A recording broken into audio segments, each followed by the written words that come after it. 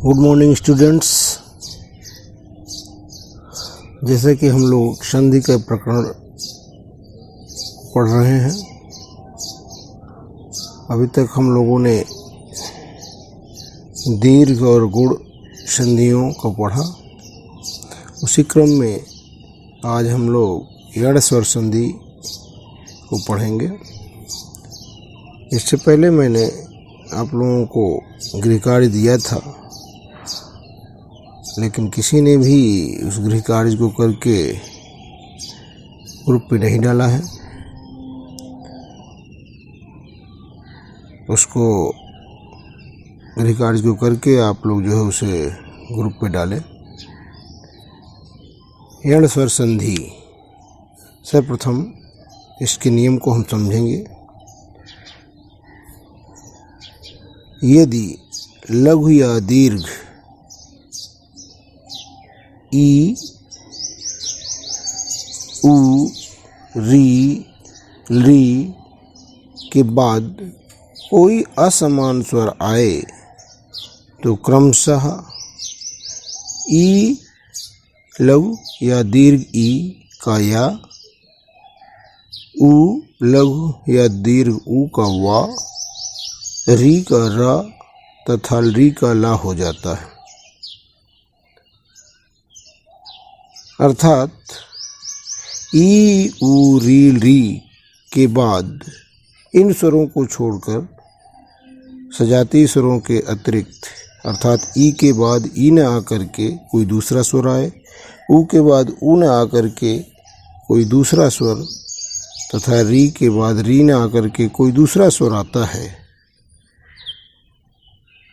तो ई का या, उ का वा, री का रा और री का ला हो जाता है। जैसे एक उदाहरण देखते हैं, अति धन अधिकम।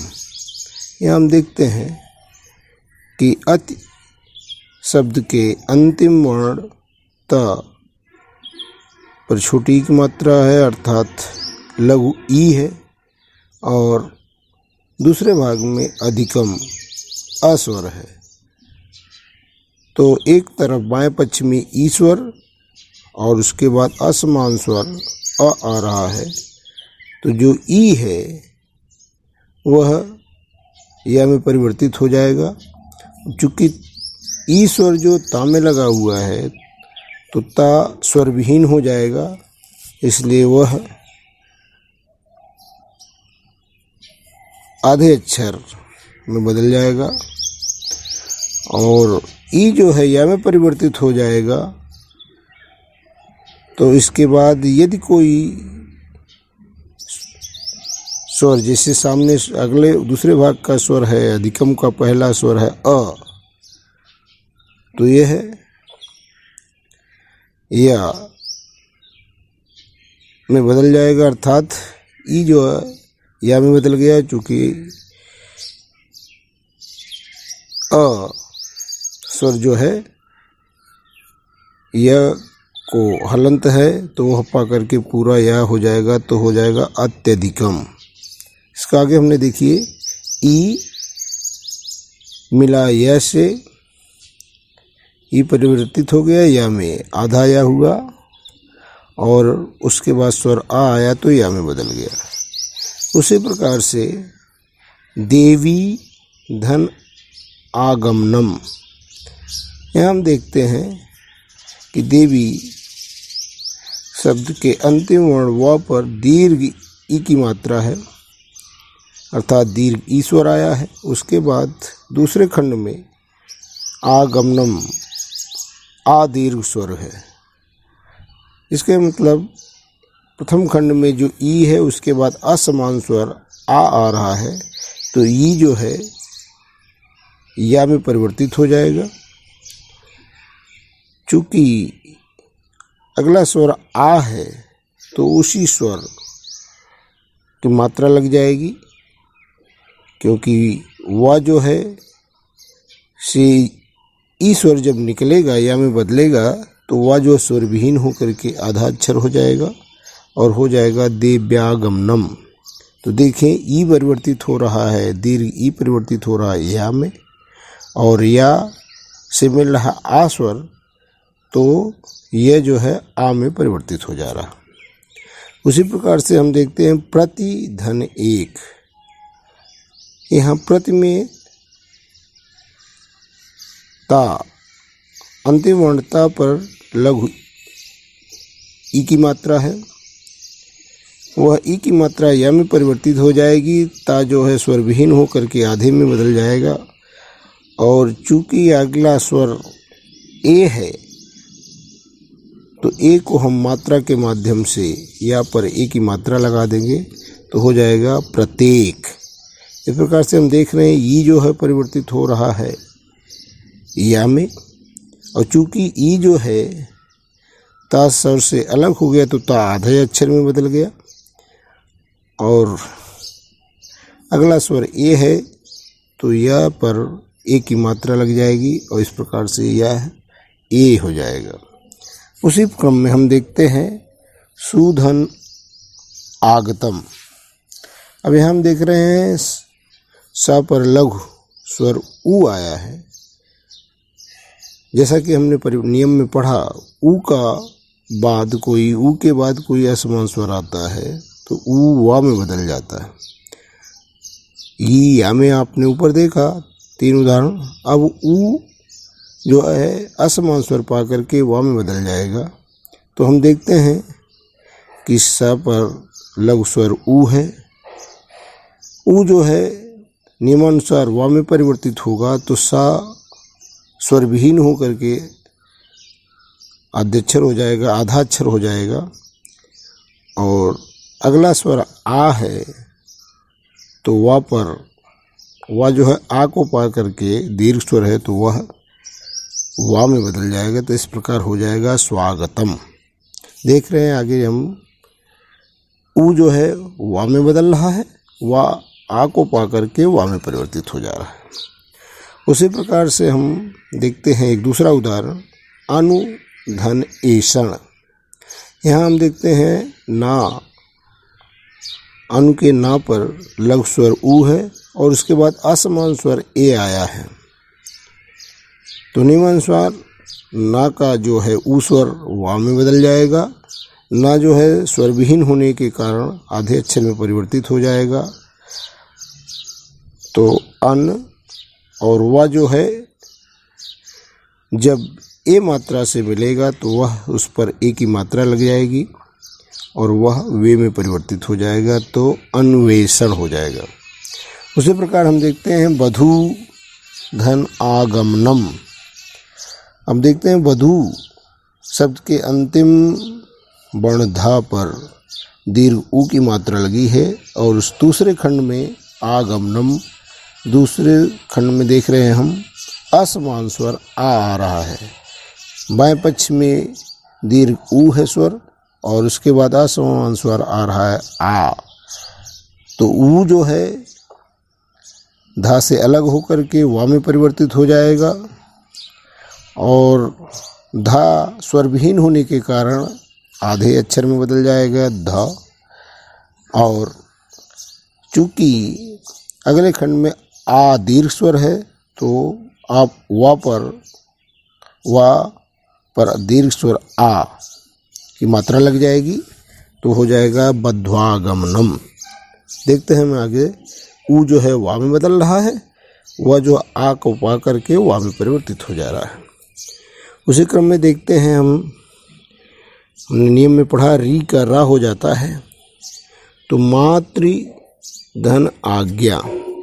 यहाँ हम देखते हैं मातृ शब्द के ता अंतिम वर्ण में री स्वर लगा हुआ है, और नियमानुसार री का रा हो जाएगा, तो ता जो है स्वर विहीन होकर के आधे अक्षर में बदल जाएगा, और री में रा में परिवर्तित होकर के अगले खंड का जो आ स्वर है उसको पा करके रा में बदल जाएगा।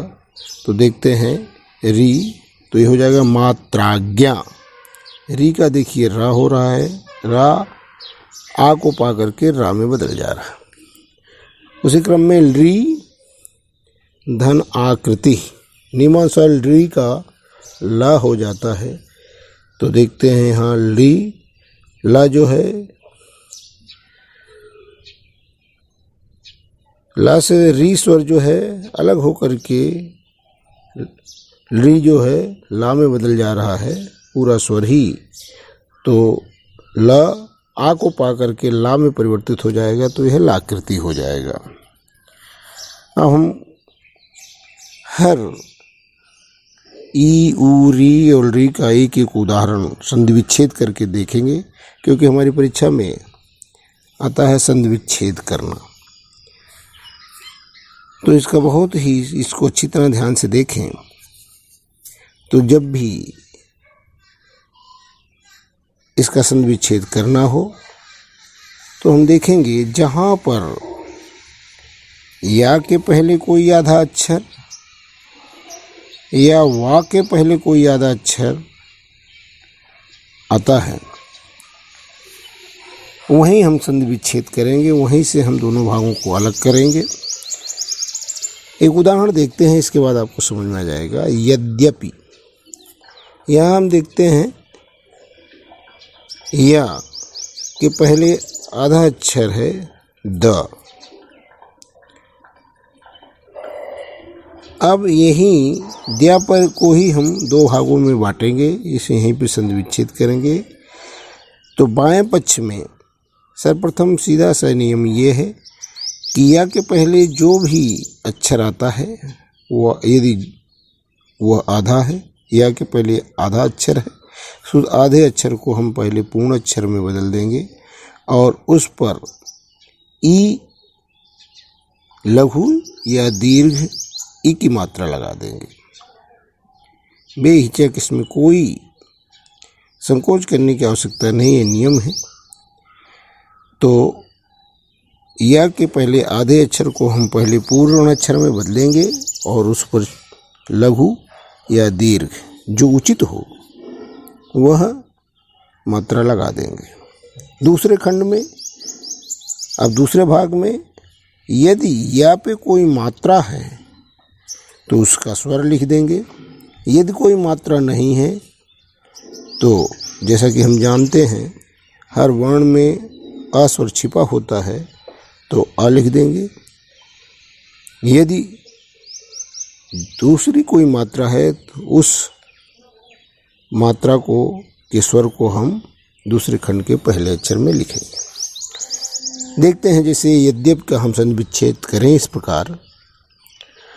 चूंकि देखते हैं यहाँ पर या के पहले आधा दा है, तो दा को हम पहले पूर्ण अक्षर में बदल देंगे, दा हो गया। उस पर लघु ई की मात्रा लगाएं, क्योंकि दीर्घ ई यदि शब्द गलत होता है, तो यदि शब्द सही है तो वहाँ पर हम लघु ई की मात्रा लगा देंगे। चूँकि अब दूसरे खंड में, दूसरे पक्ष में, दाहिने पक्ष में देखना है या पे चूँकि कोई मात्रा नहीं है, इसलिए हम आ स्वर को लिख देंगे। तो इस प्रकार से देखेंगे यद्यपि को हम इस नियम के अनुसार बदलेंगे। जब संधि विच्छेद करेंगे तो हो जाएगा यदि धन अपि। देखिए हमने दा को कैसे किस प्रकार से तोड़ा है। द बराबर दा को पूर्ण किया, उस पर छोटी की मात्रा लगाई और दूसरे खंड में अ है तो उसको आ बनाया। अब इस प्रकार से द धन ई जो है दी हो गया, उसमें आ लगा दिया, तो यह द्या में परिवर्तित हो गया। उसी प्रकार से दूसरा संधि विच्छेद करके देखते हैं। पर्यावरण, यहाँ हम देख रहे हैं या के पहले आधा रा है। आप देख रहे हो कि यहाँ रा हम तीन प्रकार से लिखते हैं, या तो अक्षर के नीचे अक्षर में लगाते हैं, जैसे क्रम में कामेरा लगाते हैं, और जब उसके उच्चारण वर्ण के साथ हो तो हम उसमें नीचे उस वर्ण में है जो है रा लगाते हैं। यदि दो वर्णों के बीच में आधे रा का उच्चारण हो रहा है तो दूसरे वर्ण के ऊपर में रा लगाते हैं, और टा ठा ड में टा के नीचे और ठा के नीचे उस तरह से रा लगाया जाता है। यहाँ हम देख रहे हैं पर्यावरण में या के ऊपर आधा रा है, तो नियमानुसार हमने बताया जैसा कि नियम में कि या के पहले कोई आधा अक्षर आए तो उसको हम पहले उसको पूरे में बदलेंगे और उस पर लघु या दीर्घ ई की मात्रा लगा देंगे।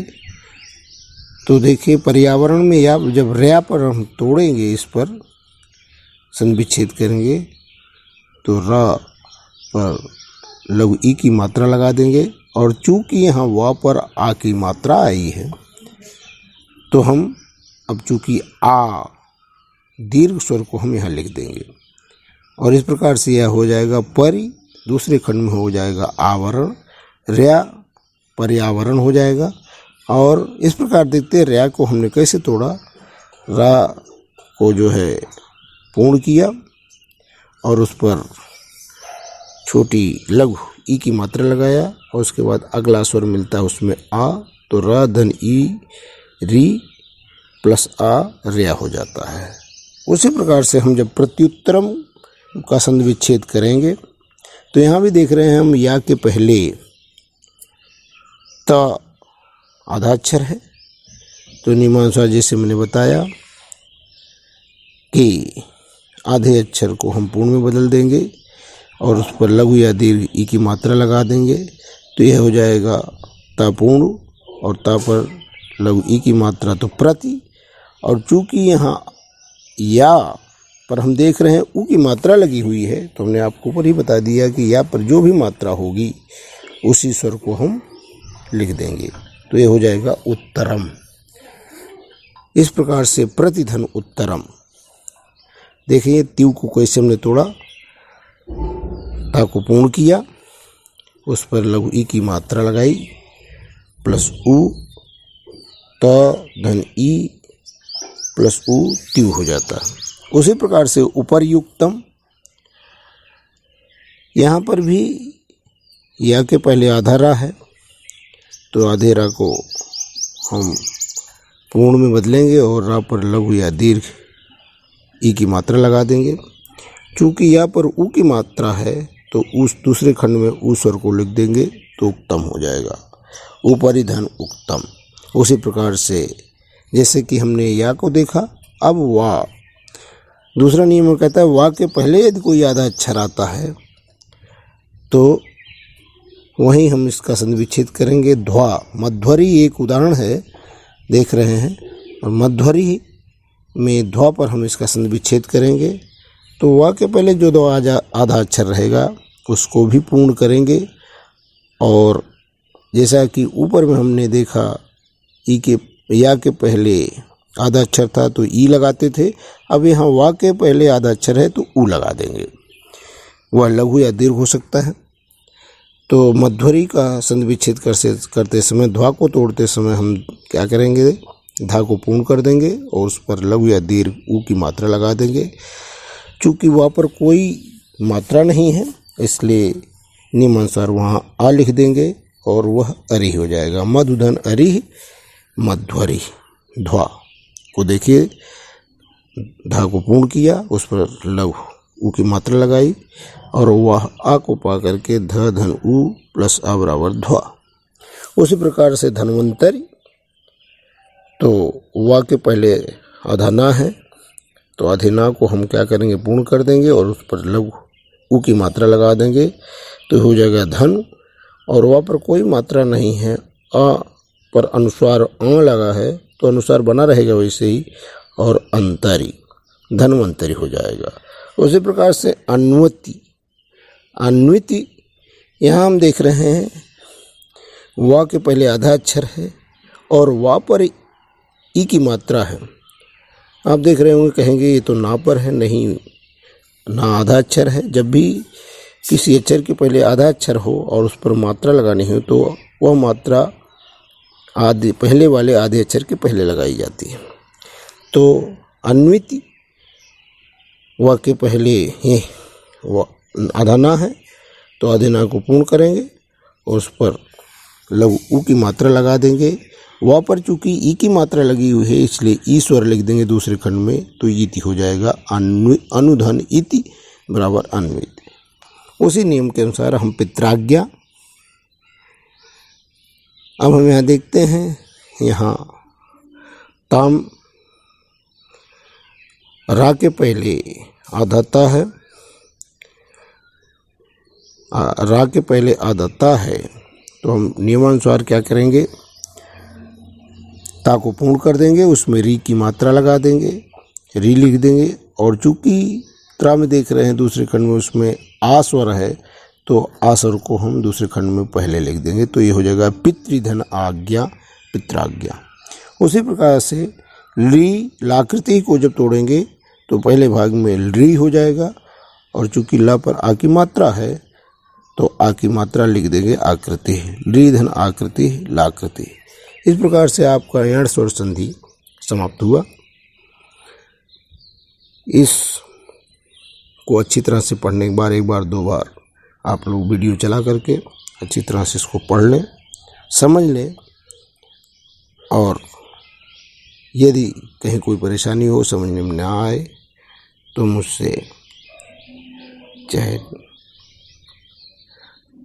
फ़ोन करके तुरंत आप मुझसे संपर्क करके, चाहे संदेश द्वारा आप प्रश्न पूछ सकते हैं, समझ सकते हैं, मैं उसे समझाऊंगा।